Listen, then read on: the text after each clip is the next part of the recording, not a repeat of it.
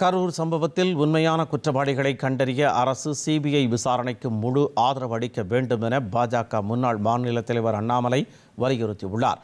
கோவையில் தனியார் தொண்டு நிறுவனம் சார்பில் பெண் குழந்தைகளுக்கான கல்வி நிதி வழங்கும் நிகழ்ச்சி நடைபெற்றது. இதில் அண்ணாமலை சிறப்பு அழைப்பாளராக கலந்து கொண்டு மாணவிகளுக்கு கல்வி நிதி மற்றும் கல்வி உபகரணங்களை வழங்கினார். இதனைத் தொடர்ந்து செய்தியாளர்களை சந்தித்த அண்ணாமலை உச்சநீதிமன்றம், காவல்துறை மற்றும் அதிகாரிகளின் பங்கு குறித்து கருத்து தெரிவித்துள்ளதாகவும், ஆனால் முதலமைச்சர் அவற்றை மறைத்து அரசின் மீது எந்த குற்றமும் இல்லை என வாதிடுகிறார் என்றும் தெரிவித்தார்.